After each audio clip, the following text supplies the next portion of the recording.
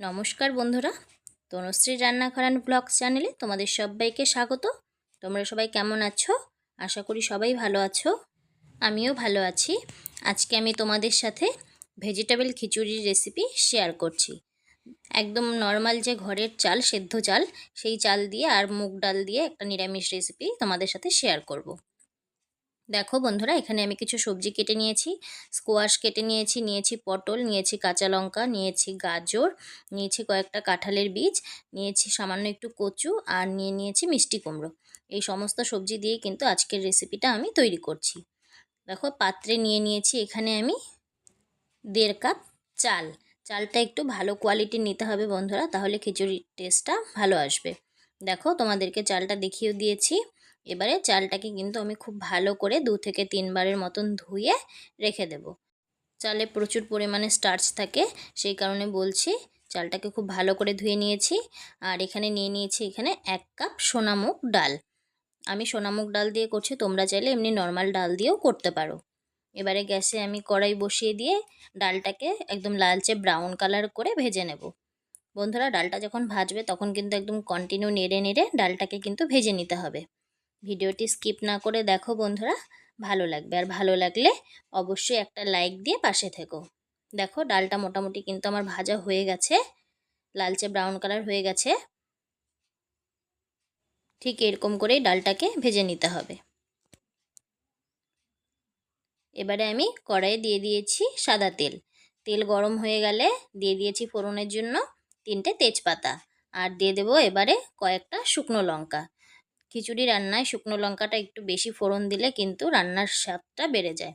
দিয়ে দিয়েছি এখানে গোটা সাদা জিরে।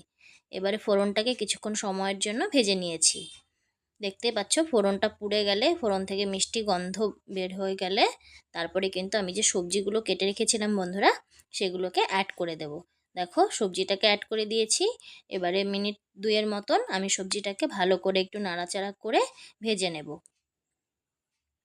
দিয়ে দিয়েছি এখানে 1 চা চামচ নুন। নুনটাকে দিয়ে সবজিটাকে ভালো করে একটু ভেজে নিচ্ছি। এখানে গ্যাসের আঁচটা বাড়িয়ে দিয়ে সবজিটাকে ভেজে নিলেই হবে।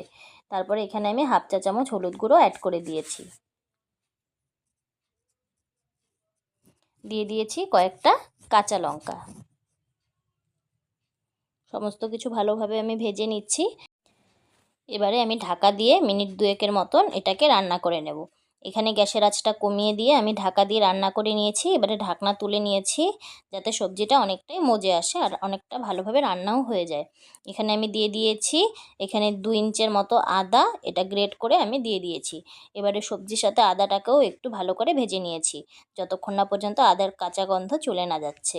এরপর যে চালটা আমি ধুয়ে রেখেছিলাম বন্ধুরা, সেই চালটাকে খুব ভালো করে জল ঝরিয়ে এবারে চালটাকেও কিন্তু আমি মোটামুটি 2 মিনিটের মতন একটু ভেজে নেব। সমস্ত কিছু একটু ভেজে নিয়ে রান্না করলে খিচুড়ি কিন্তু টেস্টটা তোমরা একদম অন্যরকম পাবে। দেখো, চালটাকেও আমি সবজির সাথে ভালো করে একটু ভেজে নিচ্ছি। যেহেতু আমি গোবিন্দভোগ চাল দিয়ে করছি না, এমনি নর্মাল সেদ্ধ চাল দিয়ে করছি, তাই বলছি চালটাকেও তোমরা একটু ভেজে নেবে। এবারে যে ডালটা আমি ভেজে রেখেছিলাম একটু কড়া করে, সেই ডালটাকেও কিন্তু আমি এর মধ্যে অ্যাড করে দিয়েছি। ডালটাকে আমি ভাজবো না, যেহেতু ডালটা আমার ভাজাই রয়েছে। শুধু জাস্ট চালের সাথে ডালটাকেও খুব সুন্দর করে আমি মিশিয়ে নিচ্ছি। গ্যাসের আঁচটা এখানে একদমই কমিয়ে নিয়েছিলাম। এবারে প্রেসার কুকার বসিয়ে দিয়েছি গ্যাসে। চাল ডাল সমস্ত কিছু সবজি সমস্ত কিছুই কিন্তু আমি প্রেসার কুকারে ঢেলে দিয়েছি। এবারে দিয়ে দেব এখানে পরিমাণ মতন জল। যেহেতু চাল ডাল মিলিয়ে আমি 2 কাপ নিয়েছিলাম, সেই কারণে কিন্তু এখানে আমি মোটামুটি 4 কাপের উপরেই একটু জল দিয়ে দিয়েছি। আর জলটাকে খুব ভালো করে কিন্তু ফুটিয়ে তারপরে এতে অ্যাড করে দিয়েছি। এবারে আমি দিয়ে দিয়েছি নুন, আর দিয়ে দিয়েছি এখানে এই জিরের গুঁড়ো। এই জিরের গুঁড়োটা কিন্তু আমি শুকনো খোলায় ভালো করে ভেজে নিয়েছিলাম, তারপরে সেটাকে গুঁড়ো করে দিয়ে দিয়েছি। দিয়ে দেব এখানে 2 চামচ ঘি। এবারে প্রেসার কুকারের ঢাকা আমি বন্ধ করে দিয়ে একটা সিটি দিয়ে নামিয়ে নেব। তাহলেই কিন্তু তৈরি হয়ে যাবে আমার আজকের এই ভেজিটেবল খিচুড়ির রেসিপিটি। দেখো, একটা সিটি দিয়ে আমি এটাকে তৈরি করে নিয়েছি। সো বন্ধুরা, কেমন লাগলো আমার আজকের এই রেসিপিটি তোমরা কিন্তু কমেন্ট করে জানিও। আর ভিডিওটা যদি ভালো লেগে থাকে তাহলে অবশ্যই একটা লাইক দিয়ে পাশে থেকো। আর আমার চ্যানেলে যারা নতুন তাদেরকে অসংখ্য অসংখ্য ধন্যবাদ। যারা ভিডিওটি দেখছো কিন্তু এখনও পর্যন্ত সাবস্ক্রাইব করনি তারা প্লিজ ঝটপট গিয়ে সাবস্ক্রাইব করে পাশে থাকা বেল আইকনটি প্রেস করে দিও। পরবর্তী ভিডিওর অপেক্ষায় থেকো সকলে। ভালো থেকো, সুস্থ থেকো। সম্পূর্ণ ভিডিওটি দেখার জন্য ধন্যবাদ।